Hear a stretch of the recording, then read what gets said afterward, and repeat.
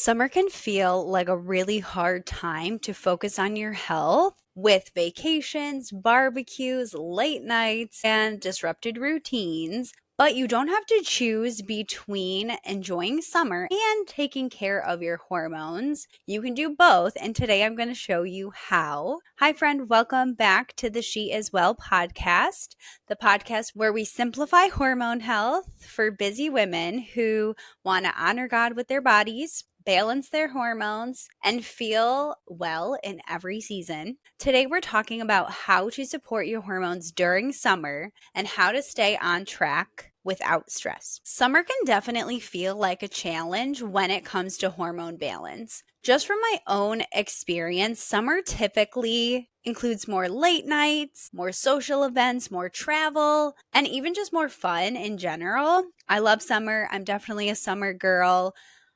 Well, I don't know. It's really been a toss up in these last couple of years between summer and fall. I always say that when June comes, we hit the best half of the year because when we have summer, then we have fall, then we have the holidays. It's literally the best time of the year. But summer, because there is just so much going on, the routine is a little off, especially if you're a teacher or have kids that are off for the summer. It can really be challenging to feel like you're able to stay on track and support your hormones. But I want to show you how simple it can be. Supporting your hormones in general can be really simple when you have the right tools and you know what you should be doing to support your hormones. It does become simple after that. You just need to know, you just need to have the right information, which is why we're here today. So raise your hand if you're a girl who's all or nothing. You have to be on 100% or you're doing nothing at all. This was totally me a few years ago. It can be really challenging to stay on track when you have this mindset and when you're thinking this way. Because if you have even one little tiny slip up, you forget everything and you just stop all of your progress altogether. So we want to stop thinking in an all or nothing mindset. Instead, you want to think of progress because making small changes really do have a big impact on your hormones. It makes it more sustainable. You're more likely to stick with it when you're not going all in 0 to 100 overnight. You're doing small little changes over time. Makes it more sustainable. You're more likely to stick with it for life. You're more likely to make it a lifestyle versus you're on this constant yo-yo of, okay, I'm 100% on and it's Monday and then by Thursday you're falling off. And two, doing these small little changes makes it more likely for you to stick with it no matter what time or season or whatever is going on in your life because you've made these small sustainable changes and you have these habits in place. You stick with them no matter what's going on around you, no matter what your circumstances are. So the goal is not perfection, but supporting your hormones with simple, sustainable changes. And why do we even want to support our hormones anyway? Because your hormones are tiny chemical messengers that tell your body what to do and when to do it.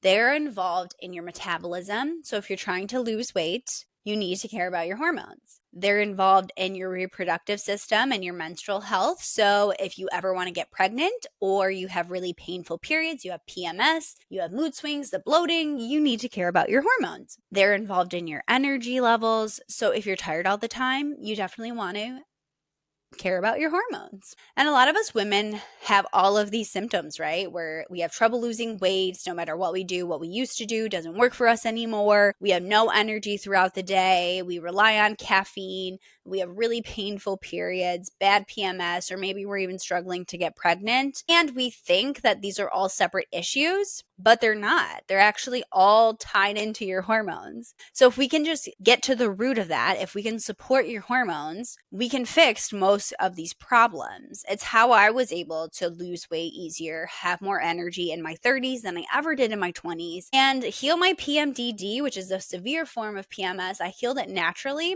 and I was able to get pregnant on my first try.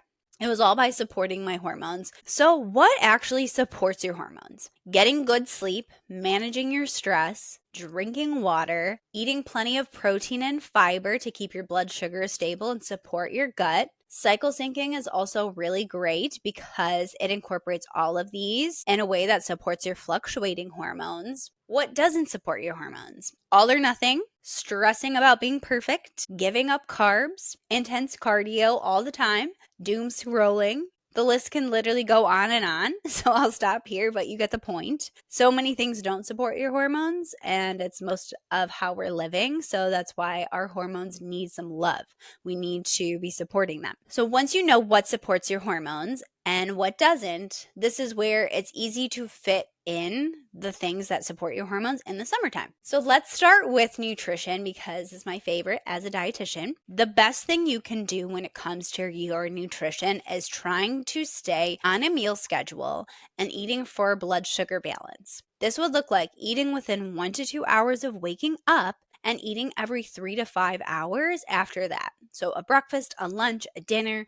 If you know that your dinner is going to be longer than 5 hours from your lunch, then you just put a snack in between. Anytime you know you're going longer than 5 hours without eating, you just put a snack in there. So what this does is this keeps your blood sugar stable throughout the day.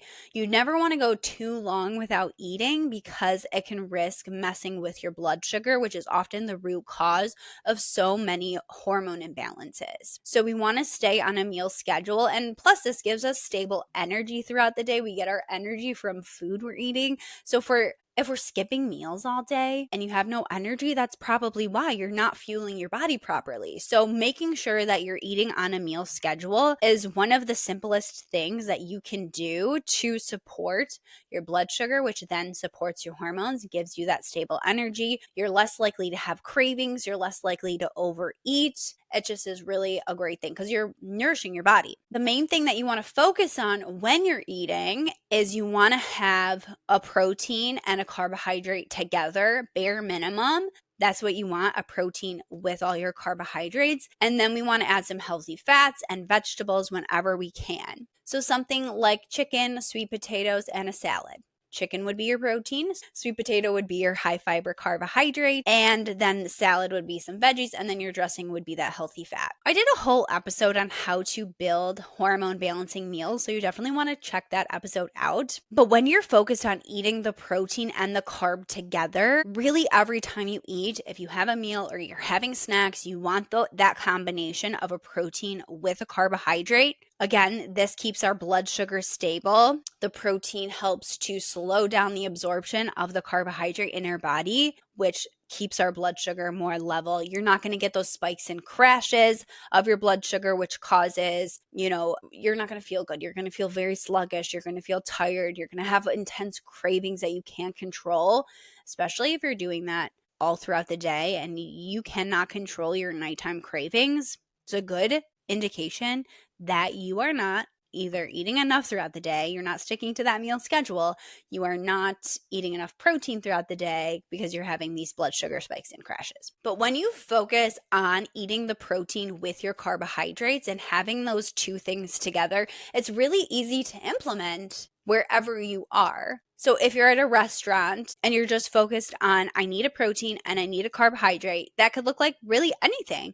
So maybe you do a chicken sandwich and instead of getting a side of fries because you have the bun in the sandwich, maybe you get you start with a side salad or something. Or maybe you do a steak and a baked potato and then you get the summer veggies. Salmon salad. Just look for a protein, a carbohydrate, and try to choose one carb for the meal. So if you're having a roll, don't have fries too, and then add veggies wherever you can. When you're traveling, having high protein snacks available so you're not going too long without eating. I know traveling, sometimes we don't have everything planned out 100%, which is totally fine. But maybe, that means that if you're not planning things out, you don't know when you're going to eat next. So maybe we just bring some high protein snacks to have with us so that if, it's not looking like it's been like 5 hours and it's not looking like we're going to get a meal anytime soon, I'm just going to grab a snack really quick to hold me over until we do get that meal in.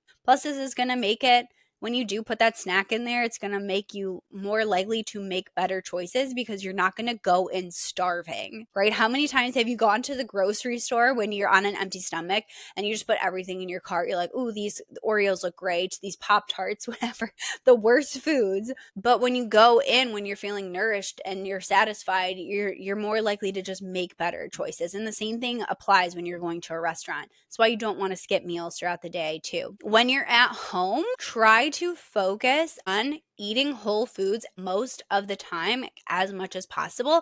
And I do recommend cycle syncing your nutrition as much as you can. So when you're in your menstrual phase, when you're on your period, focus on eating iron-rich foods like beef, spinach, or lentils. In the follicular phase, which is right after your menstrual phase, you want to focus on phytoestrogen-rich foods and high-fiber foods, so things like apples, chickpeas, berries. In ovulation, which is about halfway through your cycle, you eat antioxidant-rich foods, so like berries, leafy greens, colorful veggies during this time. And then the luteal phase, which is right after ovulation and lasts about 2 weeks. It's until you get your next period.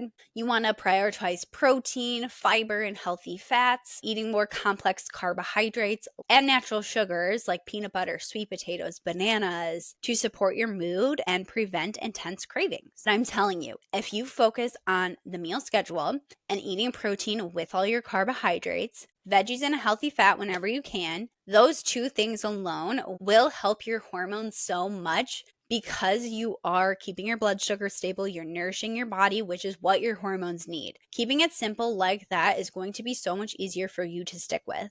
So focus on the meal schedule, eating a protein and a carbohydrate every time you eat, and it's just going to be so easy. The next category that we're going to talk about is exercise. So how can we exercise in the summer to support our hormones? Now, exercise can be really helpful for your hormones when done in the right way. Last week's episode was all about the best exercise for your hormones, so definitely check that out after this. But what I want you to remember about exercise is anything is better than nothing. I know that in the summer, our schedules are so busy and we have so many things going on, and don't get into that all or nothing thinking when it comes to exercise, thinking, oh, I don't have an hour, so I'm just not going to exercise at all. There's no point. No. 5 minutes of exercise is better than no minutes of exercise. Walking is a great low impact exercise that can help with stress management, blood sugar balance, sleep, and energy.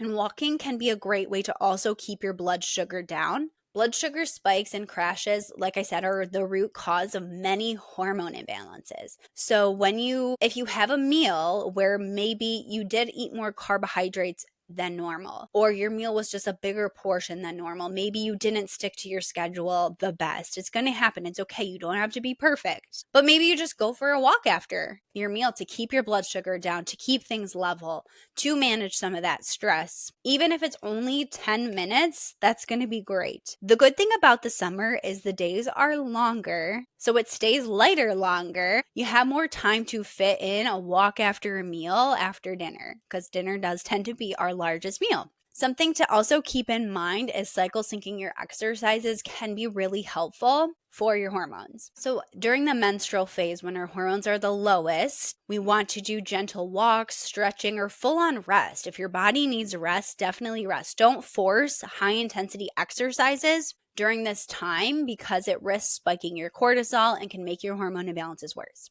The follicular phase, we have that rising estrogen. Our estrogen rises during this time. So this is the best time to do strength training, build your muscle up. You have more energy with that rising estrogen, so you can do more intense exercises if that is something that you like to do. Ovulation, our hormones are at our peak. Our estrogen and our testosterone peak during this time. So again, continue with the higher impact strength training and higher intensity exercises if that's what you like. The luteal phase, our hormones are starting to drop, and progesterone is the main hormone during this time.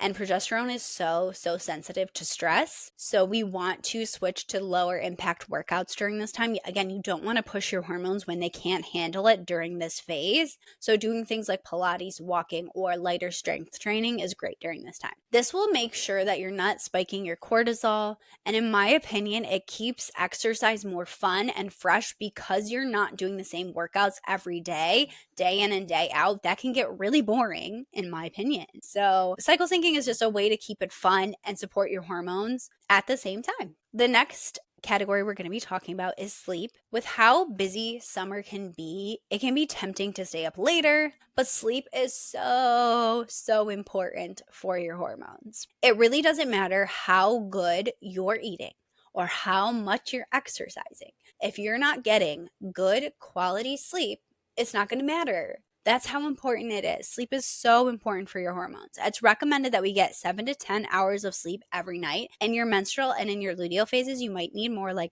the 10 hours of sleep. Now, I get that that can seem impossible and it can be really hard with kids or when you're traveling to get this much sleep, but try as much as you can. Try to go to sleep and wake up at the same time. Get on another schedule. Your body does really well with schedules if you haven't noticed that. Try to avoid screens 1 hour before your bed because the blue light from your screen, so like your TV or your phone, can block your melatonin, which is your sleep hormone, and can prevent you from feeling sleepy and getting good sleep. If you're traveling, try a sleep mask because I know a lot of the times when we're traveling, they might not have the best blackout curtains or there might be light shining in, and a sleep mask can really just help keep things dark for you, which is going to be really, again, helpful for that melatonin and getting good quality sleep. Honestly, a sleep mask has been a game changer for my sleep. I use one every single night. They're literally the best. Magnesium can also be helpful for getting better sleep. Maybe talking to your doctor if you need a magnesium supplement, or eating more magnesium-rich foods can be helpful for getting in more magnesium to help you get better sleep. Avoid excess amounts of caffeine or alcohol because both can seriously mess with your sleep. Alcohol is just really terrible for your hormones in general. Plus, there are multiple verses in the Bible for not getting drunk. Alcohol is especially not great on your period and in your luteal phase because it can make your PMS symptoms and cramping worse. Disclaimer, I do still drink alcohol, but just since finding Jesus and becoming a mom, working on balancing my hormones, I have significantly reduced my intake of alcohol. I just don't get good sleep on alcohol. So just keeping that in mind during the summer, because I know that as more social events come, we tend to have more alcohol around us, but it can just really impact your sleep. Caffeine can also really impact your sleep. Studies show that any caffeine can impact your sleep at any time of the day, but especially if you're having caffeine later in the day, like past 12 o'clock, that can really mess with the quality of your sleep. I also would love to challenge you, if you feel like you need the caffeine to make it through the day, that is a good sign that you need to just be supporting your hormones. And no judge me here. I used to be the exact same way. I always was like, I need caffeine to function. But lately, I haven't been having any caffeine and you just feel so much better. You have more stable energy. You're not getting those spikes and crashes. And when you're nourishing your body the right way with the right foods, you're on a meal schedule, you're eating protein and carbohydrate, you're keeping your blood sugar stable, you're not going to need the energy from the caffeine. You're getting the energy from food, which is how our bodies were designed, how God designed our bodies. Let's talk about stress because it is one of the biggest hormone disruptors and often creeps up more than we realize during the summer. Travel, family gatherings, social events, late nights, all of these things can add to an increase of cortisol or your stress hormone, which can throw off ovulation, lower progesterone, cause you to have low energy, hold on to fat, and make your PMS symptoms worse. During the summer, it's going to be really important to manage your stress. Whether it's going for that 10-minute walk after your meal, spending time in your Bible or praying or meditating, setting boundaries, saying no to things, carving out more alone time, especially when you're in your menstrual or your luteal phase. When you need more of that alone time, you need to be by yourself a little bit more. You're not feeling as social. Or even if you're on a family vacation, taking alone time and focusing on yourself, even if it is for just 10 minutes, that can be a huge stress reliever. Don't overbook yourself when you're in your follicular phase and ovulation phase when you are feeling more social. Even though you feel like you can handle it, still it can be just too much, too overwhelming, and really impacts your hormones. Take deep breaths, whatever helps you feel less stressed, reading a book, taking a bath, just doing something every single day to help you manage stress. Rest and stress management are crucial for hormone balance. So remember that. And remember that rest is productive. Rest can be just as productive as getting in a workout. And lastly, let's talk about hydration. As it's hotter in the summer, you want to make sure that you're staying hydrated. Hydration can impact your digestion, your metabolism, your hormones. It really messes with your blood sugar if you're dehydrated. It really just impacts everything. So we want to make sure that we're staying hydrated. It's recommended that you get about half your body weight in ounces of water daily. So if you weigh 150 pounds, you would need 75 ounces of water per day. Try your best to get that much. I always say work your way up to getting that much water. If you're like at 0 right now, I would never expect you to go from 0 to 75 ounces of water a day. That can seem overwhelming. So literally, again, if you always have this mindset is anything is better than nothing, anytime any little thing that you can add is playing a role and helping out your hormones. So you don't have to be perfect. You don't have to go from 0 to 100. Just get a little bit better every day. And it's going to be so much simpler. You're going to have less stress about it and you're going to stick with things longer. Some things that are helpful to get more water is carry a water bottle around. Get yourself a cute water bottle that you can drink from. I recently got this cute little Stanley.